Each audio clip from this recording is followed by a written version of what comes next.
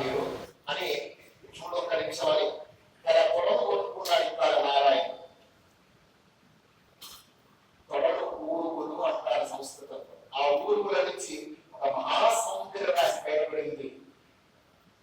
అందరినీ తన సౌందర్యం చేత వశీభూతులను చేసుకునేటువంటి గొప్పది కాబట్టి ఆవిడ ఊర్వశి. నారాయణ యొక్క ఊరు నుంచి జన్మించినటువంటి అప్సరస. ఆమెను చూసి రంభ, ఊర్వశి, తిలోత్తమ, మేనక ఇలాంటి వాళ్ళంతా వెలవెలపోయారు. ఆమె సౌందర్యం ముందు ఆ సౌందర్యం ఏమాత్రం ఉంటుంది కనుక అని అనుకునేటువంటి వాళ్ళంతా వెలవెలపోతూ ఉంటే అక్కడి నుంచి బాధపడుతూ వెళ్ళిపోయారు. ఎవరు? ఇంద్రుడు వీళ్ళంతా కూడా. సరే, జ్ఞాతౌయువాం నరహరియే పరమాంశ భూతం దేవో ముని శమదమాదినిధి సదైవ. శమదమాలు అనేటువంటి వాళ్ళు ఉన్నారు. అంటే ఓర్పు, సహనం ఉండాలి. వాళ్ళ సౌందర్యాన్ని అంతకంటే యొక్క సౌందర్యాన్ని సృష్టిస్తామని అనుకోవడం ఏమిటి? వాళ్ళంటే గొప్ప వాళ్ళని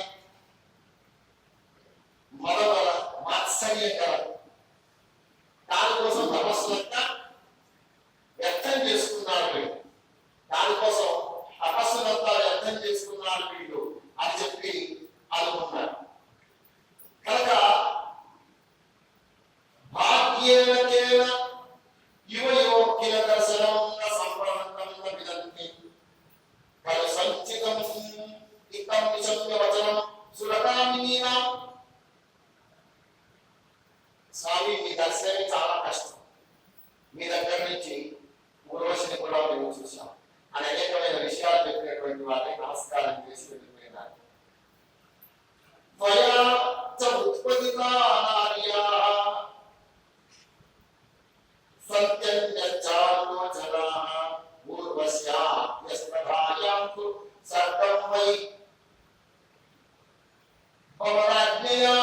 ఇంద్రుడు వచ్చాక, స్వామి నేను సేవ తీసుకుంటాను, తీసుకోబెట్టుకోమన్నాడు.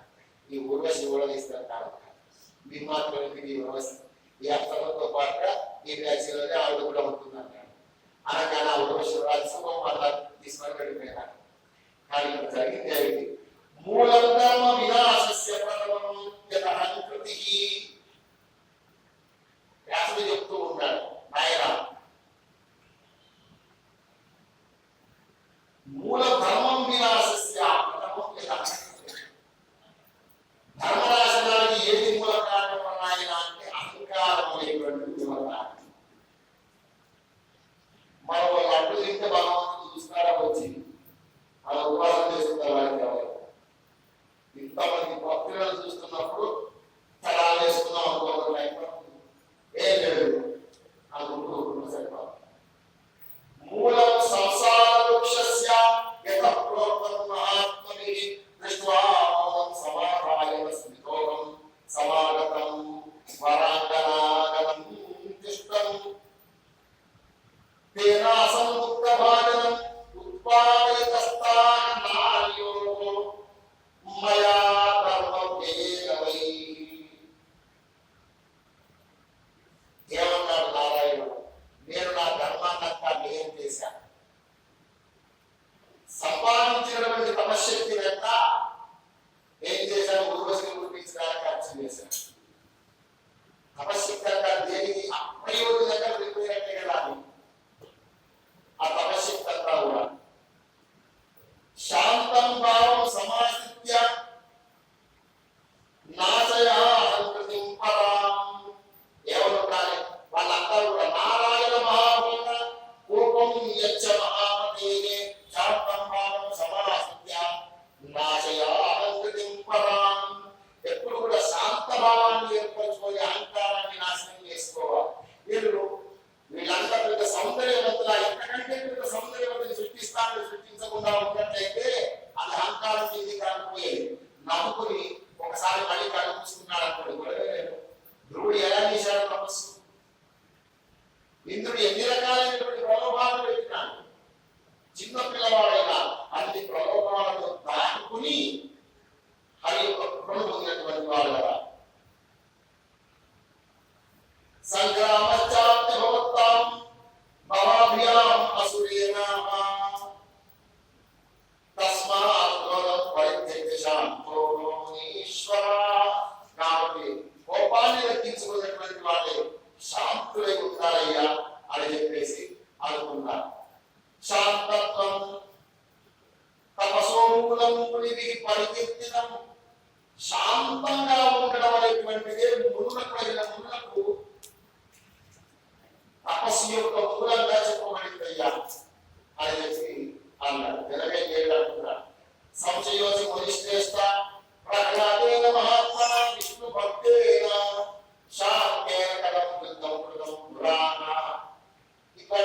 కర్మలు లేకుండా ఉండడం మూలాన్ని ఇంతకుముందు ఈ నరనారాయణ దగ్గర ప్రహ్లాదుని యుద్ధం చేశారయ్యా.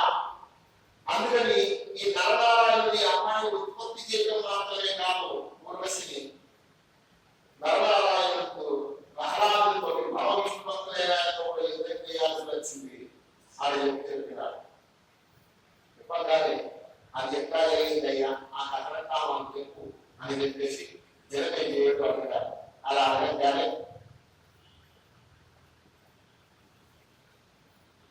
చివరుడు భృగువు అని ఒక మహానుభావుడు ఉన్నాడు. ఈ భృగువు విష్ణువు యొక్క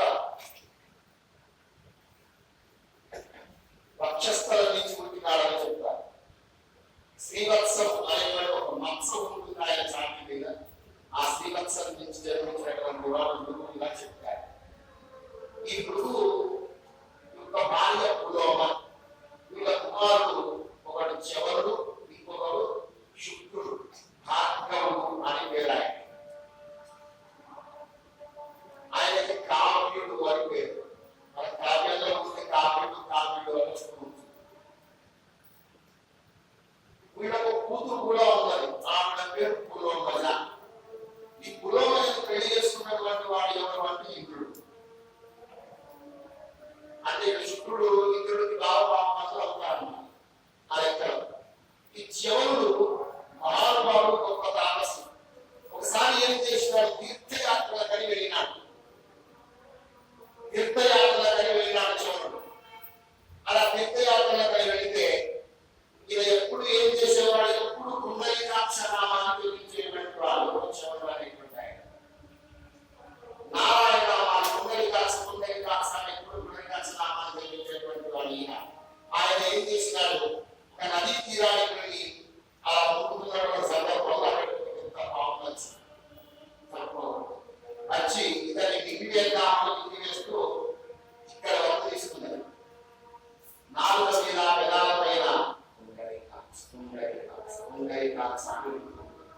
ఈ నామజపం చేసేటువంటి వాటిని నేను కనుక మింగి వేసినట్లయితే నాకు అనేకమైన ధర్మహాని కలుగుతూ ఉన్నది అని ఆలోచించినటువంటి నేను ఏం చేయాలో తెలియలేదు.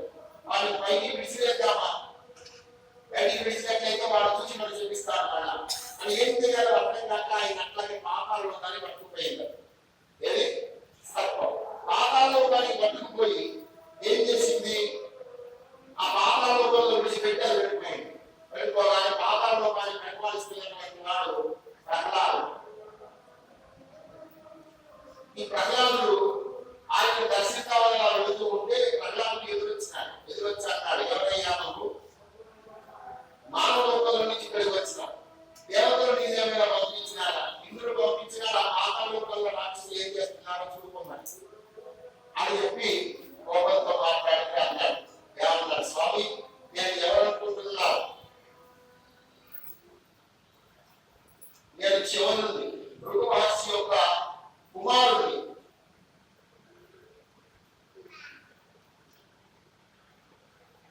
నాకు ఇటువంటి ఆలోచనలు వస్తాయా? నేను ఇటువంటి తప్పులు చేస్తాను. నేను తీర్థయాత్రగా వస్తే సర్పం వారిని ఇక్కడికి వచ్చాను, ఇట్లా జరిగిందయ్యా అని చెప్పి అనేకమైనటువంటి విషయాలు మాట్లాడుతూ తీర్థయాత్రలకు వెళుతున్నావా నీవు? సంస్కృతే పుండరీకాక్షే నిర్విశోభూన్మహోరగః న ప్రావచనో దుఃఖం నీయమానో సాఫలం. నేను అలా వచ్చినాను. స్నానార్థం నర్మదా ప్రాంతం పుణ్యతీర్థం నృపోత్తమ. ఓ ప్రహ్లాద, స్నానం కోసం నేను నర్మదా నది తీరానికి వచ్చినాను. అక్కడి నుంచి ఒక సర్పం లాగుపోయి రావడం మూలాన్ని ఈ లోకానికి వచ్చి పడ్డాను తప్ప నేను ఈ పాపాల లోకాన్ని ఏదో ఊహించుకొని వచ్చినటువంటి వాడిని అయితే కాదు అన్నాడు. అవునా, తీర్థయాత్ర కోసం వచ్చాం. సరే, తీర్థయాత్ర గురించి చెప్తున్నా. భూలోకంలో ఏమి తీర్థాలు ఉన్నాయి? పృథివ్యాంకాని తీర్థాని పుణ్యాని ముని సత్తమ పాతాళే చ తథా ఆకాశే ధారిణో వనవిస్తరణాతు.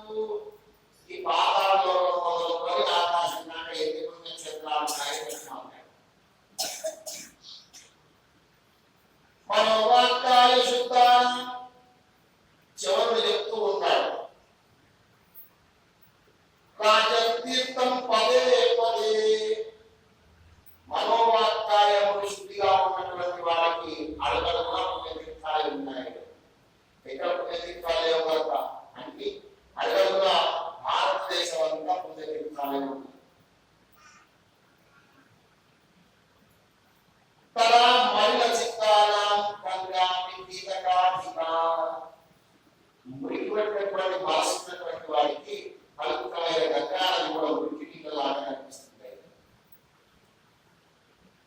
ఎప్పుడైనా గంగా నది మురికిగా ఉందనుకోండి ఏమనుకుంటారు? అది కూడా వెళ్ళొస్తారు. మనసు కాయము ఇవన్నీ శుద్ధిగా ఉన్నటువంటి మనోవాక్యాలన్నీ శుద్ధిగా ఉన్నటువంటి వారికి అడుగడుగునా తీర్థాలు ఉంటాయి.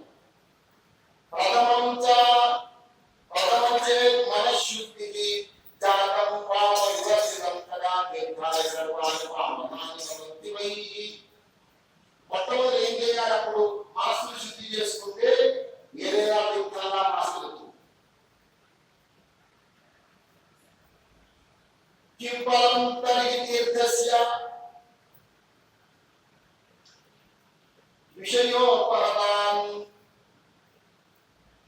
అతాత్మసు కారణం మనయేవాత్ర నా అన్యత్ రాజన్ చింతయా. మన శుద్ధికి ప్రకర్తవ్యం సర్వం శుద్ధి విచ్చతి. శుద్ధిని ఓడుకునేటువంటి వాడికి మొట్టమొదటి చేసుకోవాల్సింది ఏమిటి? మనశుద్ధి చేసుకోవాలి. మనసులో రకరకాలైనటువంటి విషయ వాంఛలు పెట్టుకుని కాశీలో వీడు మునిగిలా వాడికి నేర్పుణ్యం వీడి మనసే శుద్ధిగా వీటిలో ఏమాత్రం పరివర్తన కలగదు. ధర్మం పైన వీడికి ఏం ఆచరణ రాదు. తదైవాచార శుద్ధి స్యాత్ తస్తీర్థం ప్రసిద్ధ్యతి అన్యథా గుణం సర్వం వ్యర్థం భవతి తచ్చనాతు. అసలు ఒక ఆచార శక్తి ఉందా? ఒక ఆచారాన్ని ఏర్పరచుకొని ధర్మం ప్రకారం ఆ ఆచారాన్ని చేసుకున్నట్లయితే దానికంటే మించిన తీర్థం ఒకటి లేదని కాదు. సరే ఇదంతా నాకు తెలుసులే కానీ ఏ ఏ తీర్థాలు గొప్పలు? అసలు తీర్థయాత్రలు చేయాలంటే ఎక్కడి నుంచి మొదలు పెట్టాలి? ఏది మధ్యలోకి వెళ్ళాలి? ఏది తర్వాత వెళ్ళాలి? ఈ విషయం చెప్పవయ్యా అంటే చెప్పడం మొదలు పెట్టాలి. ప్రథమం నైమిషం పుణ్యం చక్రతీర్థం చ పుష్కరం అన్యేషాం చైవ తీర్థానాం సంఖ్యా నాస్తి మహీతలైతే. మొట్టమొదలు పుణ్యతీర్థాలు తిరగాలనుకున్నటువంటి వాళ్ళు మన దగ్గర నిలవడానికి వెళ్ళి అక్కడి నుంచి కాళేశ్వరం దండం పెట్టి సమంగా సాగటం పోయి అక్కడి నుంచి ఇంకో దగ్గరికి వెళ్ళి మనం ఇంకేది దగ్గర ఉన్నదో అక్కడికి కాళేశ్వరం పోకూడదు. తీర్థాలు చేద్దాం అనుకున్నటువంటి వాళ్ళు ఏం చేయాలి? మొట్టమొదట నైమిషారణ్యానికి వెళ్ళాలి. నైమిషారణ్యాన్ని దర్శించిన తర్వాత అక్కడి నుంచి చక్రతీర్థానికి వెళ్ళాలి. చక్రతీర్థం ఎక్కడున్నది? కాశీలో ఉంది. విష్ణువు ఆ చక్రం సుదర్శన చక్రంతో ఒక ఆకుని తప్పినాడు ఉంటాను. తప్పిన తర్వాత నాకు మణికర్ణికమడికి పరమేశ్వరుడు కాశీఖండలో చెప్పుకున్నాను కదా. చివరకు పెట్టుకునేటువంటి మణిరత్నం ముద్రాన్ని పడిపోతే అది మణికర్ణికగా మారిపోయింది. కానీ దాని వ్యవస్థలు చక్రతీర్థమే కదా. అది రెండవ తీర్థంగా వెళ్ళాలి. అది రెండు పోయిన తర్వాత ఇక అయోధ్య, మధుర, మాయ, కాశీ, కాంచి, అవంతిక, పురి, పార్వతి చేయాలి. గోల్డెన్ ఎన్ని లేవుగా ఇప్పుడు శ్రీశైలం పేరు రానికి శ్రీశైల శిఖర దృష్ట్యా పునర్జన్మ మనకి ఇలాంటి గోల్డెన్ చెప్పుకున్నాం. ఇంకా మనం ఎన్ని రామనారసింహ క్షేత్రాలు, ఎన్ని క్షేత్రాలు లేవు, అనేకమైనటువంటి క్షేత్రాలు. అసలు ఇప్పుడు చెప్పుకునే ఈ సప్తమోక్ష పురాణంలో ఉన్న ఒక శక్తి పీఠం కూడా ఏదో కాశీ లాంటి కనుక పావనాయ స్థానాన్ని కోరిన ప్రసక్తమా అనేకమైన అన్నారు. తత్సుగా వసనం బాగా నైమిషం అవునా అయితే నైమిషానికి అన్నారు ప్రహ్లాదు. అనగానే చివరికి ప్రహ్లాదు కొంతమంది కలిసినారు. ఆ మధ్యలో అనుకున్నాను. అనుకున్నటువంటి వాళ్ళైతే పోయే కనుక అనుకున్నటువంటి వాళ్ళే లోనయామాస ప్రహ్లాదం ప్రహ్లాదంటున్నారు. ఉత్తిష్టంతు మహామాయ ఇరవై అపరామణ్యం కవిశ్యామోద్యలైషం లక్ష్యామ పుండరీకాక్షం పీతవాస సమర్చితం. అక్కడికి వెళ్ళి పుండరీకాక్షని దర్శిద్దాం. పీతాంబర ధరించినటువంటి నాయుడు అన్నారు. విద్యుత్వా విష్ణు భక్తేన సంవేదే నారాస్తదారం తెరైవ సహపాకాల తిరిగివు పరయాముదార. అక్కడి నుంచి వీళ్ళంతా ఎక్కడికి వెళ్ళినారు? నైమిషారణ్యానికి బయలుదేరినారు. అక్కడికి వెళ్ళినారు. అక్కడికి వెళ్ళిన తర్వాత ప్రహ్లాదస్తీర్థేషు చరం దైత్యైకమంత్రితః సరస్వతి మహాపుణ్యాం దర్శనయోగయాం. అక్కడి నుంచి సరస్వతి నది ఎక్కడ ఉందో అక్కడికి వెళదాం అని ఒక ఆలోచన చేసినారు. చక్రతీర్థానికి వెళ్ళాం. చక్రతీర్థం తర్వాత ఎక్కడికి వెళ్ళాలో అని ఆలోచిస్తూ ఉంటే సరస్వతి క్షేత్రం నది తీరం ఎక్కడ ఉందో అది బాగా ఉంది. ఎక్కడుంది? మధురైలో ఉంటుంది కనుక పుష్కరాల కూడా మధురైలో ఉంది కనుక అక్కడికి వెళదాం అని చెప్పి అక్కడికి వెళ్ళిపోయినాం. పూర్వంతీర్థ విద్యుత్ హిరణ్యకశిపోస్ సుతః హిరణ్యకశిపుని యొక్క కుమారుడు కాబట్టి ఆయనకి చేయవలసినటువంటి తీర్థ శ్రాద్ధాలకి గుర్తు చేస్తారు. ఎవరు? ప్రహ్లాదు. అక్కడ చూసి పక్కన చూసినాడు. తదర్శ బాణాన్ పరాన్నాయాః తిర్యకాంస్తదాః. పక్కన చూస్తే ఇద్దరు మునివేషధారులే ఉన్నారు. తపస్సు చేసుకుంటూ ఉంటారు. తపస్సు చేసుకున్న మనకే ఉండాలి, ఒక అండం ఉండాలి. లేదు అంటే ఒక కమండలం ఉండాలి. చెండు దండం కమలము దండం ఇంటూ ఉంటాయి. కానీ పక్కకే ఉన్నాయి మానాలు ఆయుధాలు వగేరాలు ఉన్నాయి. ఎవరి పక్కన? నరనారాయణ పక్కన. వాళ్ళ దగ్గరికి వచ్చినాడు ప్రహ్లాదు. ఈ ఆయుధాలకి సన్యాసులకి సంబంధం. భగవంతునికి సంబంధించినటువంటి నామజపాన్ని చేస్తున్నారు అంటే ఈ ఆయుధాలను తీసివేయండి. ఆయుధాలు ముఖ్యం అంటే ఆయుధాలు పట్టుకుని యుద్ధం చేయండి, జపం కాదు అని అంటే వీళ్ళు చెప్పాడు. ఇట్లాగే ఉన్నాం.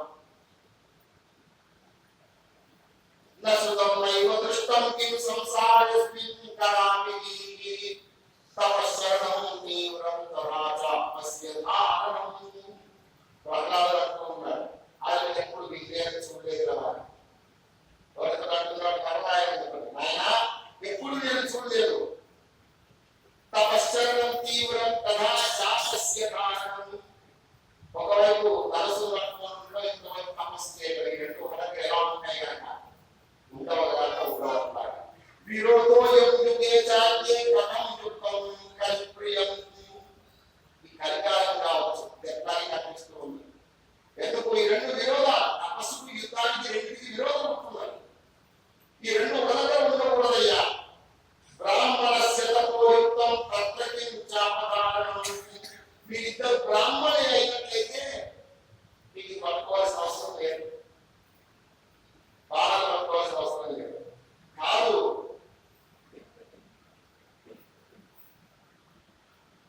తపశ్చరణం తీవ్రం తథా చాపస్య ధారణం త్వజటాధరణం దేహే ద్వేషుతి చ విడంబనౌ. ఇలా ఇద్దరు మాట్లాడుకుంటుంటే ఆమం కార్యద్వయం వర్తించాడు. మంట అంటే ముక్తుడా. ఆమం కార్యద్వయేమన్నా సమర్థో లోక విశ్రుతౌ. మేము ఈ రెండు చేస్తాం. ఇదం బ్రాహ్మ్యం, ఇదం శాస్త్రం. ఇటు తపస్సు చేస్తాం, అటు యుద్ధము చేస్తాం. ఈ రెండు చేయగలని మా కీర్తి ఉన్నది అన్నారు. సరే, ఈ దానిలో నువ్వు గచ్చమార్గే యథా అకామం కస్మాదత్ర వికథతే. ఎందుకు ఇక్కడ కూర్చొని గొడవ పెడుతుందో నీ దాంట్లో నువ్వు యాత్ర వచ్చావు కదా సరస్వతి తీరానికి, నానికి ఆచమానికి పిండ ప్రదానికి వెళ్ళిపోయి కలిసి అన్నాడు. ప్రచర్చాలకర్తవ్య ప్రమాణితి సుఖమి సువి. ప్రాణాల మీద ఆశ ఉంటే బ్రాహ్మణుడు ఆయుధాలు ఉండాలా వద్దా అని చర్చ చేయడానికి అన్నారు. ఆ మాట విన్నాడు. సాహసం మంత్ర బుద్ధితో ఆ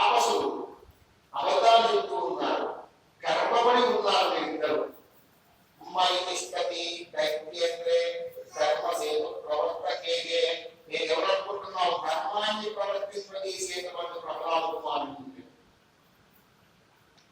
నయుక్తమేక తీర్థేస్మిన్ ధర్మాచరణం పునః కాజంతిస్తవ యుద్ధేస్మి దర్శయాత్యతమోధన. మీ ఇద్దరికి యుద్ధం చేయడంలో అంత శక్తి ఉన్నదా? అయితే నాతో యుద్ధం చేయండి రండి అంటారు. మీరిద్దరు యుద్ధం చేయడం మొదలు పెట్టుదా ఆకృత్య రసాయామం జియాశబ్దంత జటార నరోపి తనురాయ చరం దివ్రాం చిరాశపాం నారాయణోపి తం వేగ ముక్తో బాణై శిలాశికైకి. ఇద్దరు నరనారాయణ వైపుకి ప్రహ్లాద వైపు చేరారు. ముందు అల్లకాడని మోగిస్తున్నారు. ఇద్దరు ఆయుధాలు తీసుకున్నారు. బాణాలు వేసుకోవడం మొదలు పెట్టేస్తున్నారు. అలా బాణాలు వేసుకోవడం చూసిన తర్వాత ఇలా కొంతసేపు యుద్ధం జరిగింది. యుద్ధం జరిగిన తర్వాత నారద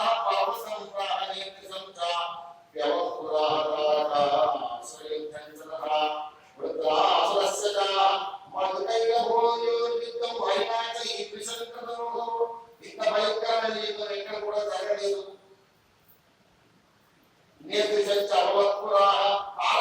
యుద్ధం జరిగినప్పుడు కూడా ఇలా జరగలేదు. రుద్రాసుడితో జరిగినప్పుడు జరగలేదు. విష్ణువు జరిగినప్పుడు కూడా జరగలేదు. ఇంకా జరగలేదు అని అనుకుంటూ ఉంటే 10,000 సంవత్సరాల పాటు యుద్ధం చేసిన ఇద్దరు కూడా ఇలా అయిపోయిన తర్వాత ఇద్దరి మధ్యకి విష్ణువు వచ్చాడు. విష్ణువు వచ్చిన ఆయన ప్రహ్లాద ఈ నరనారాయణ పేరు నేను వేరు కాదు అని చెప్పి అసలైనటువంటి సత్యాన్ని చెప్పిన తర్వాత సత్యాన్ని తెలుసుకున్నటువంటి ప్రహ్లాదు కూడా యుద్ధాన్ని నిర్వహించినాడు. వీడు యుద్ధాన్ని నిర్వహించినాడు. ఈ కథలు చెప్పినాడు వ్యాస భగవాను చెప్పినటువంటి వారి కథం రాగ సమాయుక్తౌ కామౌ యుద్ధే పరస్పరం. వీళ్ళిద్దరు యుద్ధం ఎందుకు చేశాడు అనేది అర్థమైందా? అన్నాడు. పెద్ద ప్రయోజనం లేదు. యుద్ధం నీకు అవుతుంది. బాణం అవసరం లేదు. అన్నాడు. గాలి కూర్చుంటా కూర్చున్న వాళ్ళు కూర్చోక ఏమన్నాడు? వచ్చి వాళ్ళ ధర్మం చెప్పినా బాణాలు ఉండకూడదు. తపస్సు చేసే వాళ్ళ దగ్గర పెట్టినాడు. ఊరు పెట్టడానికి ఎవరు? నియమం పెట్టడానికి ఎవరు? నేను నియమం చేసేవాడిని అనే అహంకారం ఆయన చేత అమ్మాట అనిపించింది. ఆయన నియమం చేసినంత మాత్రాన యుద్ధం చేద్దామని చేద్దామా అని ఆయనతో మాట్లాడతారు. వీళ్ళు మాట్లాడినారు కనుక సంగ్రామం చక్రము తస్మాత్ త్యక్త్వా అనుత్తమం ప్రహ్లాదేన సమం పూర్ణం దివ్యవర్షశతం కిల హిత్వా శాంతిసుతం యుద్ధం కృతవంతౌ కథం మునీః. శాంతిని సుఖాన్ని కోరుకునేటువంటి గురువు యుద్ధాన్ని చేస్తారు. అహంకారం లేకపోతే యుద్ధాన్ని చేయగలరు. కథంతో చక్రదుర్యుద్ధం ప్రహ్లాదేన సమం మునీః కథయస్వ మహాభాగ కారణం విగ్రహస్య వైః. ఈ యుద్ధం ఎందుకు జరిగింది? ఇట్లా ఎందుకు చేశారు? ఆ విషయాలంతా ఎక్కువయ్యా అంటే చెప్తూ ఉన్నారు. రాజసాత్వ మహాభాగ తామసాత్కిల అతదా క్రియాః స్వల్పాభిరాగేణాహంకారం విరాట్పశుః. ఎంత చిన్న పని చేసినా అందులో మనకు కొంత అహంకారం ఉంటుంది. క్రియా స్వల్పాభిరాగేంద్ర నా అహంకారం విరాట్పశుః. అహంకారం అనేటువంటిది లేకుండా చిన్న పని కూడా మానవుడైనటువంటి వాడు ఎవరు చేయరు. ఎందుకు? అంతగా కాలం మనంతా అనుకుంటారు నాకేం అసలు నేను సింపుల్ ఉంటాను ఏం లేదనుకుంటున్నాను నాకు కొత్త రోజు కట్టుకోవాలనుకుంటుంది. అనేటువంటి లేకుండా ఈ చిన్న పని కూడా పెద్ద విషయమా అంటాడు. పెద్ద విషయం కాదు. విషయం కాకపోయినా కూడా అట్లాగే ఉంటుంది. వినాత్మకు శుభావాపి అశుభావాపి ప్రభావత్యపి నిష్క్రియ. అహంకారం యొక్క ప్రభావం లేకుండా ఈ పని కూడా మానవాలు ఎవరైనా కూడా లేదయ్యా. ఏదేదో రచితం విశ్వం కథం తద్గతివంపవేదు. అసలు ఈ ప్రపంచం అనేటువంటి ఊహించడమే అహంకారం అనేటువంటి దాని చేత నిర్మించబడింది. అహంకారం అహంకారం అనేటువంటి లేకపోతే అస్తిత్వం ఉనికి అనేటువంటిది కాలేకపోతే ఈ ప్రపంచమే లేదనగా బ్రహ్మ రుద్రాస్తథా విష్ణువు అహంకారయుతాస్త్వమీ వీరు మాత్రమే కాదు బ్రహ్మదేవుడు విష్ణువు రుద్రుడు పరమేశ్వరుడు వీళ్ళంతా కూడా అహంకారం లేకుండా లేదు అహంకార కృతం విశ్వం ప్రమతీతం చరాచరం పునర్జన్మ పునర్మృత్యు సర్వం కర్మవశాత్మకం అహంకారానికి ఏదో ఒక పని చేస్తాము ఈ అహంకారానికి పని చేయడం మూలాన్ని మళ్ళీ ఇలా అనిపిస్తూ ఉంటుంది చూడండి ఒక కుక్క ఉంటుంది పక్కన కుక్క తెచ్చుకుంది మీరు గవర్నమెంట్ రిట్రీవర్ ఏదో ఒకటి తెచ్చుకుంది లేకపోతే దీనికి ఎలా కుక్క రాకుండా అనిపించింది కుక్క తెస్తాను ఈ కుక్కతో అనుబంధం తెచ్చుకుంటాం ఈ కుక్కతో అనుబంధం తెచ్చుకుంటాం ఎప్పటికీ కుక్క గురించి ఆలోచిస్తే ఈ కుక్కతో బంధం ఏర్పడుతుంది ఈ బంధం వల్ల కొంత కర్మ ఏర్పడుతుంది అది సత్కర్మ కావచ్చు దుష్కర్మ కావచ్చు ఏర్పడుతుంది ఆ కర్మ బంధం వల్ల మళ్ళీ పుట్టవలసి వస్తుంది అంతే కదా కర్మబంధనం వల్ల మళ్ళీ పుట్టవలసి వస్తుంది కనుక పునరహంకార పునర్జన్మ పునర్మృత్యు సర్వం కర్మవశాత్మకం కర్మ చేసినటువంటి పని వల్ల మళ్ళీ ఇలా జరుగుతూ ఉంటుందయ్యా అని చెప్పాడు ఆ విధంగా ఈ కర్మల గురించి అనేకమైనటువంటి విషయాలన్నీ చెప్పినటువంటి వారే నీకు ఒక విషయాన్ని చెప్తున్నారు నేను కావ్యస్య శరణం చెప్తూ లక్ష రక్షేది నీకు ఒక విషయాన్ని చెప్తాను పూర్వం లోపల దేవతలకి రాక్షసులకి భయంకరమైనటువంటి యుద్ధాలు జరిగేటువంటి అలా యుద్ధాలు జరుగుతున్నటువంటి సందర్భంలో రాక్షసులంతా ఓడిపోయిన నరనారాయణుడు యుద్ధం చేస్తూ ఉంటే రాక్షసులంతా ఓడిపోయి కావ్యుడు అంటే శుక్రుడి దగ్గరికి శరణ వేడుకున్నారు శుక్రుడి దగ్గరికి వెళ్ళి శరణ వేడుకుంటే శుక్రుడు ఏం చెప్తున్నాను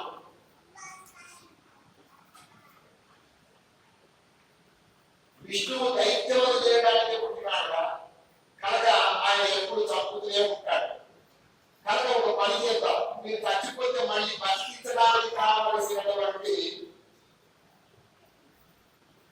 మృత సంజీవిని విద్యను నేను నేర్చుకొని వస్తాను ఈ నేర్చుకొని వచ్చే రోజులు మీరు యుద్ధం చేయకుండా అట్లాగే ఉండండి అందుకోసం ప్రహ్లాదుని ముందు పెట్టుకొని దేవతలకి విష్ణువుని ముందు పెట్టుకొని ప్రహ్లాదుని ముందు పెట్టుకొని ఇద్దరు పెద్దల మధ్యలో ఒక ఒడంబడిక కుదుర్చుకోండి ఏమిటది యుద్ధాన్ని ఆవడం కొద్ది రోజుల పాటు యుద్ధం లేదు అని నిర్ణయించుకోండి అన్నారు ఎవరు శుక్రుల ఆయన రాక్షసుడు కదా అన్నాక వీళ్ళంతా ఏం చేసినారు సరే అన్నారు ప్రహ్లాదు దగ్గరికి వెళ్ళినారు మాట్లాడినారు విష్ణు దగ్గరికి వెళ్ళినారు మొత్తానికి ఒడంబడి కుదుర్చుకున్నారు ఎవరు యుద్ధం చేయకూడదు అనుకున్నాక ఈ కావ్యుడు అంటే ఎవరు ఇక్కడ శుక్రుడు ఈ శుక్రుడు ఏం చేసినాడు మత సంజీవిని విద్య కోసం సంపాదించడానికి కాదు కశ్యప మహర్షి యొక్క ఆశ్రమానికి వెళ్ళినాడు కొన్నాళ్ళు ఎప్పుడైతే కాలం వచ్చిందో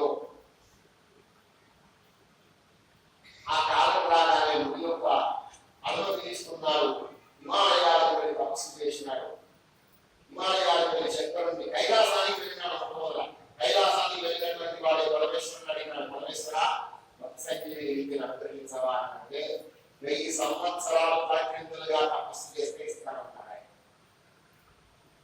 అందులో పంచాగ్ని మధ్య స్థిత్వ అన్నాడు చుట్టూ 5 వైపులా అగ్ని పెట్టుకోవాలి 4 వైపులా అగ్ని పెట్టుకుంటారు పైన సూర్యుడు ఉంటాడు అలా చెట్టుకి వేలాడుతూ ప్రకృతులుగా తపస్సు చేయకున్నాడు వాడు అని చెప్పాడు 1000 సంవత్సరాలు తపస్సు చేస్తే ఇస్తాను అన్నాడు సరే అన్నాడు కావ్యుడు అన్నటువంటి వాడే వెళ్ళాడు తపస్సు చేయడం మొదలు పెట్టినాడు అట్లా ఒక చెట్టుకి కాళ్ళని వేలాడ తీసుకోవడం 4 ఇక్కడ అగ్ని వెలిగించుకోవడం అలా ఉంటూ ఉంటే ఇంద్రుడు చూశాడు అమ్మ మన యుద్ధానికి వద్దని చెప్పేసి ఎవరు చచ్చిపోయినా మళ్ళీ బతికించేటట్టుగా మృత సంజీవిని విద్య కోసం పరమేశ్వరుని ఒప్పించడానికి మీరు సిద్ధమైనారు దీన్ని ఎట్లాగైనా అడ్డుకోవాలి ఇది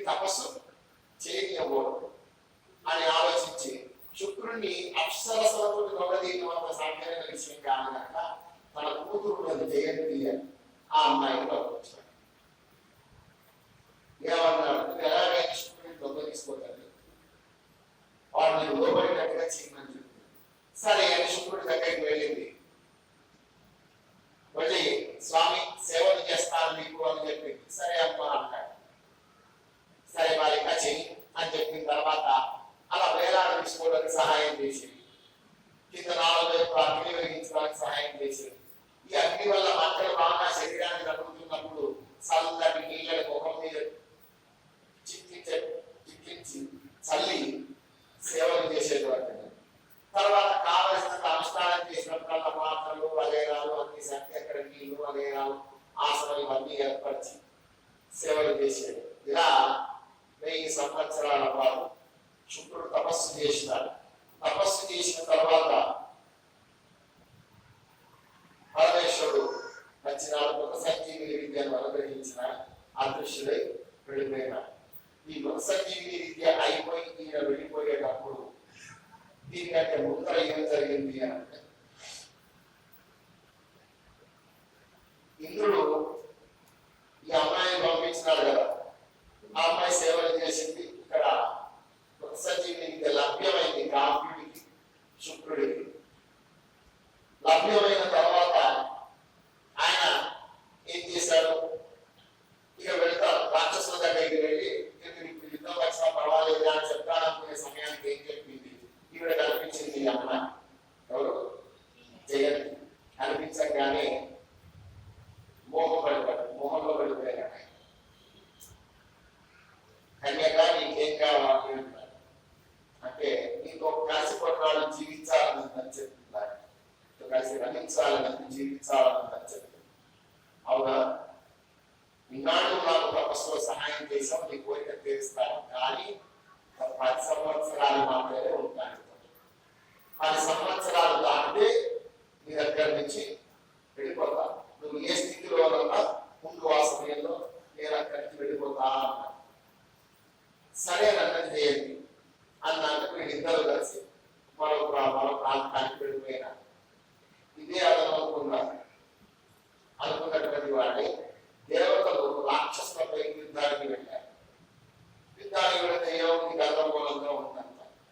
ఈ యుద్ధం చేసేటువంటి సమయం లేక దేవతలందరూ ఇలా యుద్ధం చేస్తూ ఉంటే, ఇప్పుడు ఇంద్రుడు ఒక బంగారం పన్నాడు. ఏమన్నాడు, బృహస్పతిని పిలిచాడు. ఇలా రా, ఏంటి స్వామి, మా కూతురు జయంతి అసలు శుక్రుడిని పట్టుకెళ్ళి నీవు మాయాశుక్రుడుగా తయారయ్యి రాక్షసులను ధర్మ విహితులను చేయి. వాడు సంధ్యావందనం చేస్తుంటాడు పొద్దున. సంధ్యావందనం అవసరం లేదుగా, పొద్దున్న లేగాలి సురదాయితే చాలా సంధ్యావందనం చేసిన తెలుగు అని చెప్తుంది. ఇలాంటి దుర్ధర్మాలని వాళ్ళు ఆచరింపలేవని చెప్తున్నారు. చాలా మంచి పని చేశామంటే బృహస్పతి ఏం చేశాడు, శుక్రుడు దేశం వేసుకున్నాడు. అక్కడ ఇంట్లో అంతలా చేసుకున్నాడు, శుక్రుడులాగా తయారైనాడు. మొత్తానికి అక్కడికి వెళ్ళినాడు. ఎక్కడైతే రాక్షసులు ఉన్నారో పాతాళంలో అక్కడికి వెళ్ళినాడు. మరి నాయన దగ్గర కూర్చుంటాడు, స్టేజీ వేసుకున్నాడు, బల్ల వేసుకున్నాడు, కూర్చుని అన్ని చెప్తూ ఉన్నాడు. ఇక నేను మృత సంజీవిని విద్యను సాధించుకొని వచ్చినాను కాబట్టి మీరందరూ ధర్మాన్ని ఆచరించాల్సినటువంటి అవసరం లేదు. శంకరుడి గురించి మీరెవరు తపస్సు చేయాల్సిన అవసరం లేదు. శంకరుడికి తపస్సు కోసం, పూజ కోసం వెచ్చించేటువంటి ధనాన్ని వేసల కోసం వెచ్చించాడు, ఈ జలసాల కోసం వెచ్చించాడు. నది స్నానాల కోసం వెళ్ళేటువంటి సమయాన్నంతా సురాపానం చేయడానికి వెచ్చించాడు. అని అసలు ఎవరు కూడా మీరు సంధ్యావందనాది కర్మలు కూడా ఏం చేయని అవసరం లేదు. యథేచ్ఛకు మీ ఇష్టం వచ్చినట్టుగా చేసుకుంటారా, ఏం సంబంధం లేదు.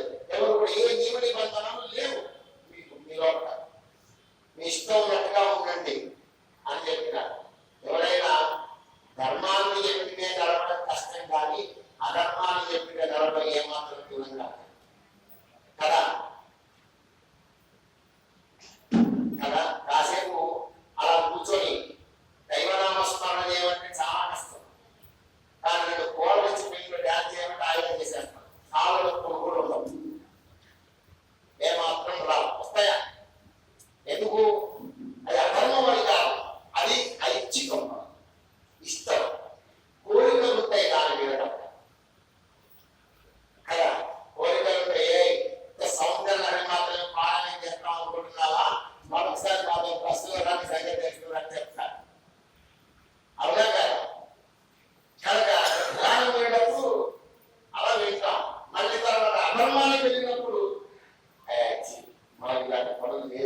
ఆలోచిస్తావా? ఒక్క నిమిషం డోర్కి పడేసి నైట్ ప్యాంట్ వేసుకొని వస్తాం, అలా వెళ్తాం. వెళ్ళి నైట్ ప్యాంట్ వేసుకొని పిల్లలంతా తీసేసి తమ్మ వస్తాయి. గోపాలకృష్ణ భగవానికి రాక్షసులంతా అలా తయారు చేశారు. రాక్షసులంతా అసలే రాక్షసులు. మనలో కూడా కొన్ని రాక్షస గుణాలు ఉంటాయి, కొన్ని సాత్విక గుణాలు ఉంటాయి. ఎప్పుడైనా అందుకే చూడండి, పురాణం వినమా, ఆయన కూర్చుంటాం, వింటాం. పారాయణం చేయమా, సౌందర్యాన్ని పారాయణం చేస్తాం, విష్ణుదాసనామాలు పారాయణం చేస్తాం, ఇది చేస్తాం, రుద్ర పాశుపదాలు చేస్తాం, ఇవన్నీ చేస్తాం. మళ్ళీ ఏం చేస్తాం? ఏదైనా ముఖ్యమైన పని చేయాల్సి వచ్చినట్లయితే అప్పుడు ఆ పనులు కూడా చేస్తాం. అహంకారాలు ఉండవా? ఉంటాయి. ఎందుకు ఉండవు? చెప్తూ ఉన్నాడు కదా, బ్రహ్మ విష్ణు రుద్రుల కంటే ఏం కాదే కానీ పెద్ద విషయంగా దాని పూర్తి చెప్పకూడదు అనే పరిస్థితిలో వస్తాం కదా. ఎందుకు? సంధ్యావంతులు కూడా చెప్తారు చేయాలి, నేను చేయము, నష్టం ఏం లేదు. ఎవరైనా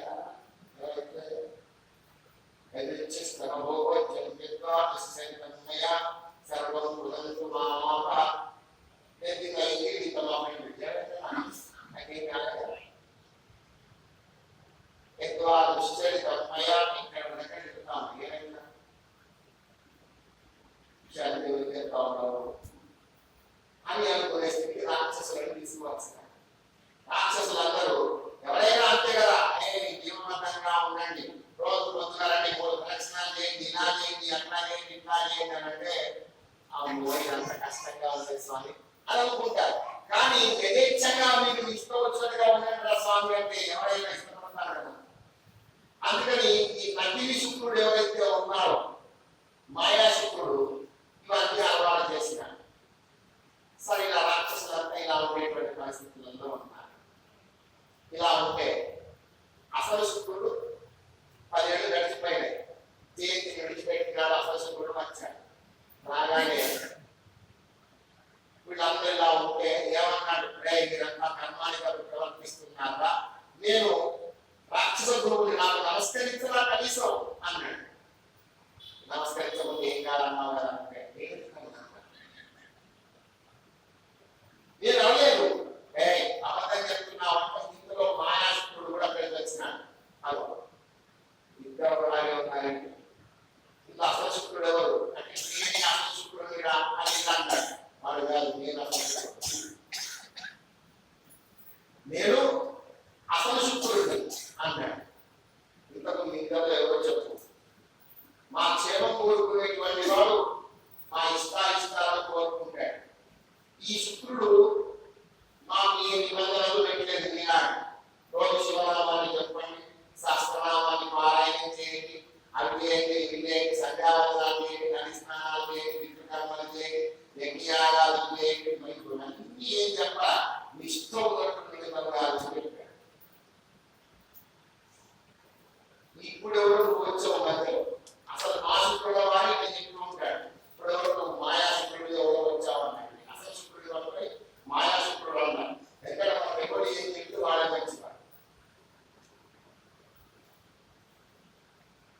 ఎవరు ఏం చెప్తే ఒక పండితుడు చెప్పాడు, అమ్మ ఒక గృహప్రవేశం చెప్తారా వదిలేసుకుని ఉండకూడదు కానీ అందరూ బలిపెడుతూ ఉన్నప్పుడు నువ్వు వాళ్ళు తిరగడానికి చెప్పాడు ఆయన. చెప్తే పాప అమ్మాయి వేసేటట్టు తెలుగుతారు. ఏం కాదు ఉండిపోవాలి. ఇంకే ఆయగారు చెప్పేది పొమ్మంటే ఆయగారు చెప్పేది పొమ్మ సబ్కాస్ట్ ఉన్నా అప్పుడు మళ్ళీ ఎప్పుడేదో పొమ్మన్నాడు. మన దగ్గర ఎవరు ఒక అమ్మాయి గాజులు వేసుకోకుండా వస్తుంది. అసలు గాజులు కూడా ఉండాలి మా చేతి వదిలిపెట్టి మా అమ్మాయి ఏడ్చింది కాబట్టి ఓదార్చాల్సినటువంటి మంత్రుల పరిస్థితి మీరే అని చెప్తున్నారు. ఓదార్చడానికి ఏం చేయాలి? ధర్మాన్ని బోధించడం కంటే అధర్మాన్ని అధర్మ వైపు మళ్లించడం చాలా సుఖం. కనుక మాయాశుక్రుడు చేసినటువంటి పనివంతా చేసి అసలు శుక్రుడికి అవమానించడం మొదలుపెట్టినారు. నేను చెప్పడం మొదలుపెట్టినాం. ఆయన కంటే నీకు ఎక్కువ తెలిసిన ఆయన మా యొక్క యోగక్షేమాన్ని కోరుకుంటున్నారు.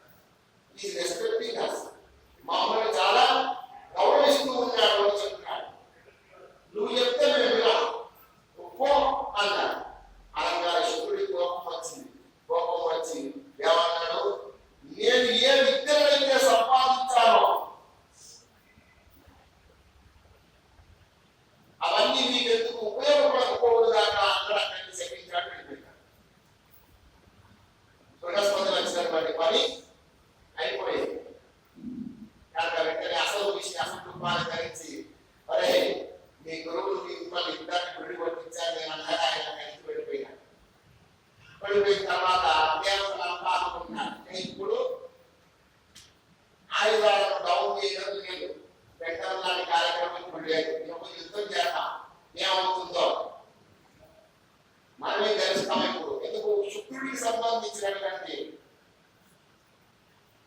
ఎటువంటి పరిస్థితి కూడా ఇప్పుడు మనకు లేదు కనుక రాక్షసులు శుక్రాచార్యుల వాడు ఏం చేశారు, శపించేశాడు. శపించినాడు కనుక ఇబ్బంది లేదు, మనం యుద్ధం చేయవచ్చు అని రాక్షసులందరూ దేవతలందరూ రాక్షసుల పైకి వచ్చారు. అలాగే రాక్షసులందరికీ ఇప్పుడు గురువు లేడు కదా, అసలు గురువు అన్ని వెళ్ళిపోయినాడు. ఏం చేయటమా అని ప్రహ్లాదుడి దగ్గరికి వెళ్ళి అనుకుంటే ప్రహ్లాదుడు మళ్ళీ శుక్రుడి దగ్గరికి తీసుకువెళ్ళినాడు. శుక్రాచార్య, నీవు దేవ గురువులాగా రాక్షస గురువు, గురువు అంటే నీవు మార్గనిర్దేశం, నీవు మాకు మార్గం చూపించవలసినటువంటి వాడు. నువ్వే ఇలా అడిగి వస్తే ఎట్లా, రాక్షసుల గతి ఏ కాదు, ఇప్పుడు రాక్షసులకి మార్గనిర్దేశం చేయవలసినటువంటి వాడు నువ్వే అని అనేక రకాలుగా అనుకుంటే ఈ రాక్షసులంతా పశ్చాత్తాపం చెందినటువంటి వాళ్ళే. వాళ్ళంతా బతిమాలుకున్నారు. బతిమాలుకుని శుక్రుడిని యుద్ధానికి రమ్మనైతే యుద్ధం చేయడం మార్గం లేదు మనకు, కాబట్టి మనం యుద్ధమే చేయాలి అని అన్నారు. అని యుద్ధం కోసం వాళ్ళు బయలుదేరిపోయినారు. యుద్ధ సన్నాహాలు చేయాలి కదా, కనుక యుద్ధం కోసం తీసేటప్పుడు విష్ణువుని అడిగితే విష్ణువు ఏమన్నాడు, నేను నీకు నేరుగా సహాయం చేయలేదు, మహామాయా శక్తి చేయగలదు కదా, ఆవిడ గురించి స్తోత్రం చేయమనంటే ఇంద్రుడు మొదలైనటువంటి దేవతలంతా కలిసి ఒక అద్భుతమైనటువంటి స్తోత్రాన్ని చేసినాడు. ఆ స్తోత్ర ప్రభావం దేవి అనుగ్రహించినటువంటిది మీకు దేవకలుగుతుంది, నేను నీకు అన్ని విధాలుగా సహాయాన్ని చేస్తాను, రాక్షసులను సంహరించడానికి నేను కూడా ఉపయోగపడతానని చెప్పి ఆశీర్వదించినది అమ్మ. ఆ తర్వాత ప్రహ్లాదుడు కూడా దేవికి స్తుతి చేస్తున్నాడు, వాళ్లకు కూడా అనుగ్రహించినటువంటిది అమ్మ. ఆ తర్వాత వీళ్ళిద్దరు యుద్ధం చేస్తూ ఉంటే మళ్ళీ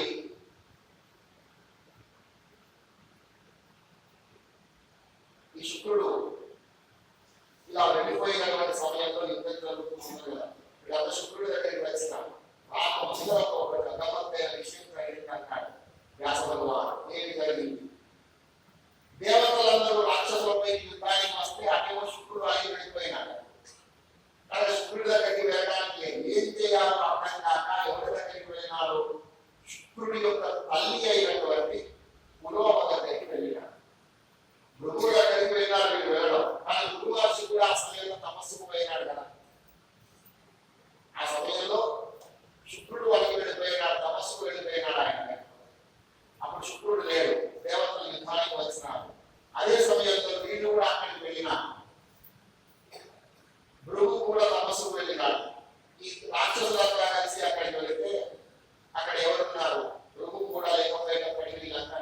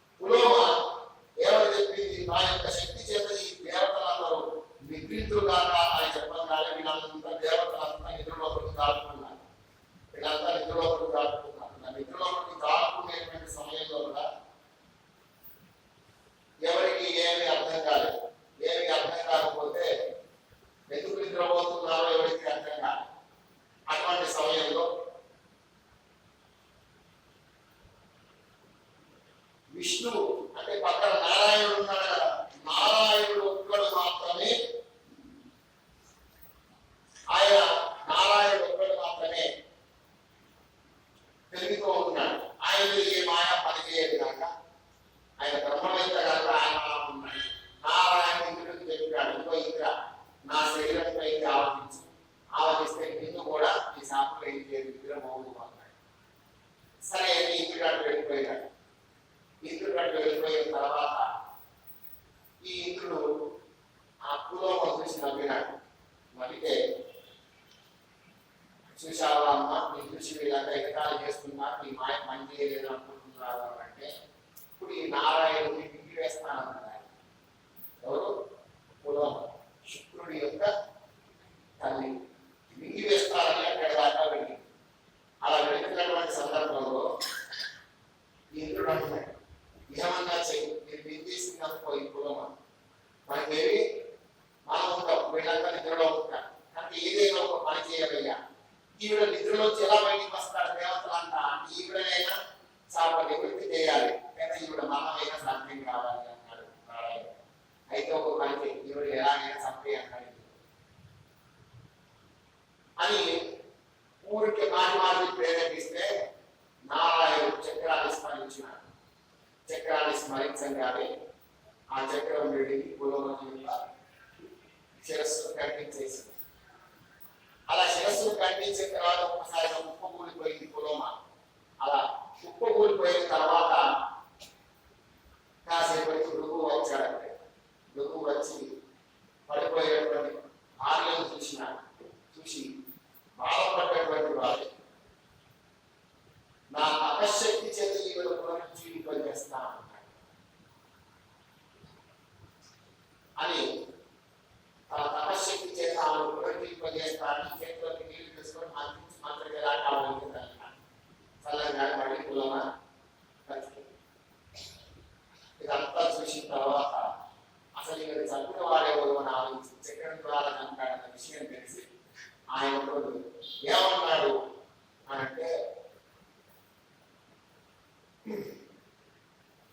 నీవు కూడా అనేకమైనటువంటి గర్భశోకం నీకు తెలియదు, మరణం అంటే నీకు తెలియదు నారాయణ, చనిపోవడం అంటే నీకు తెలియదు, ప్రళయకాలంలో నువ్వు నిశ్శబ్దంగా ఉంటావు అంటే, కానీ నీకు ఆ మరణం తెలియాలి కనుక ఒకసారి కాదు అనేక సార్లు మరణిస్తూ అవతారాలు ఎక్కువగా చెప్పించిన ఎవరిని?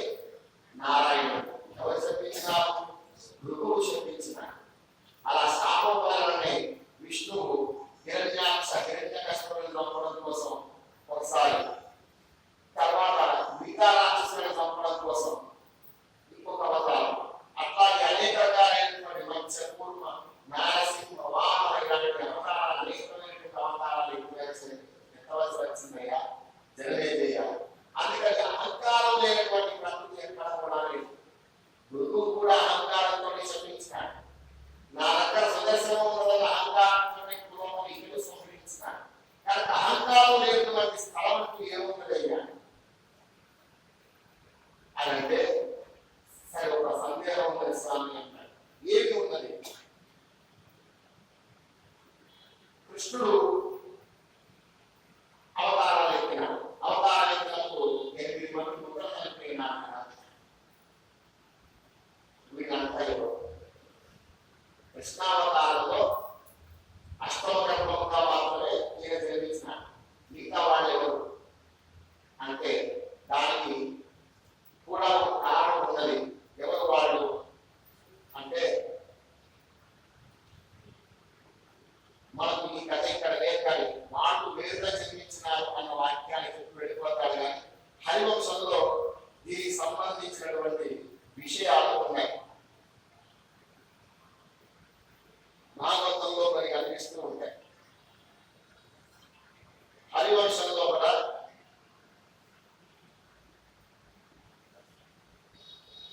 స్మర, ఉద్గీత, పరిష్వంగ, పతంగ, శుభకృత, గృహ అనేటువంటి వాళ్ళు, వీళ్ళిద్దరు దేవలోకంలో మారీచి అనేటువంటి ఒక ఋషికి సంబంధించినటువంటి సంతానం. వీళ్ళిద్దరు సరస్వతి బ్రహ్మను ఏకాంతంలో ఉన్నప్పుడు చూస్తారు. సూర్యుడు పురాణ శాపానికి గురైనటువంటి వాళ్ళే రాక్షసులుగా జన్మిస్తారు. రాక్షసులుగా జన్మించినప్పుడు వీళ్ళ పేర్లు ఏమిటి అంటే హంస, సుదీక్ష, కృత, పవన, కీర్తివర్మన, క్రోధ అంటారు. ఇది వీళ్ళ పేరు. వీళ్ళు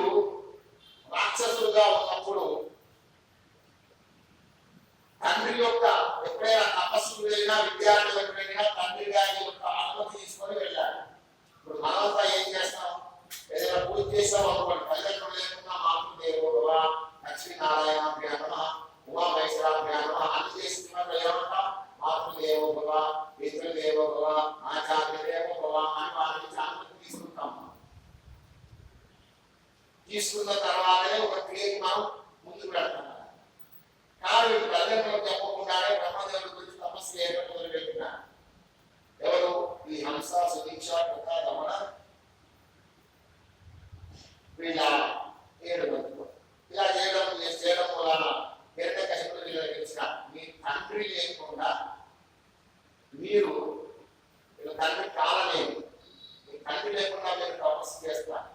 తండ్రి చెప్పకుండా తప్పు కదా, మీరు మీ తండ్రి చేతనే చంపబడుతులుగా కానీ చెప్పించినాడు.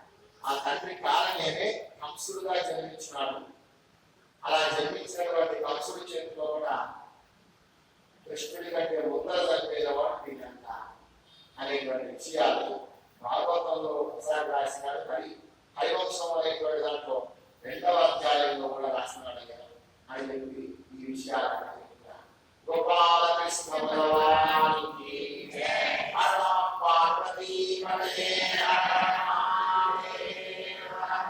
ఈ విషయాలన్నీ చెప్పిన తర్వాత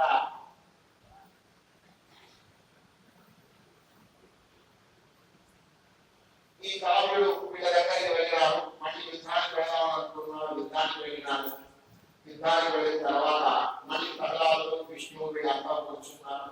ఇప్పటికి మేము పాతాళానికి వెళ్ళిపోతాం. ఎందుకు అంటే ప్రహ్లాదుడు దేవి యొక్క స్థుతి చేసినాడు. స్థుతి చేస్తే అమ్మవారు ప్రత్యక్షం ఎవరికి చెప్పింది? ప్రహ్లాద, మీరంతా పాతాళానికి వెళ్ళిపోండి, లేనట్లయితే నేను దేవతలను సమర్పిస్తూ యుద్ధం చేస్తాను. అప్పుడు మీరంతా నా చెట్లో హతమవుతారు అని చెప్పాలి. కానీ అమ్మవారు బాధపడుతున్నటువంటి వారి వీళ్ళంతా పాతాళానికి వెళ్ళిపోయినారు. దేవతలంతా స్వర్గలోకానికి వెళ్ళిపోయినారు. ఆ విధంగా అప్పటికి ఆ యుద్ధం అనేటువంటిది ఆగిపోయాడు. శుక్రాచార్యుడు ఏ లక్ష్యం కోసం రసంజీవిని విద్యను సంపాదించినాడో అది వీళ్ళకు ఉండేటువంటి మూర్ఖత్వం వలన తనకుండే అహంకారం. వాళ్ళేదో అన్నారు, అన్నంత కోపానికి వచ్చి నా విద్యలకి ఉపయోగపడుతున్నా అన్నాళ్ళ పాటు తపస్సు చేశాడు కదా. కాళ్ళకి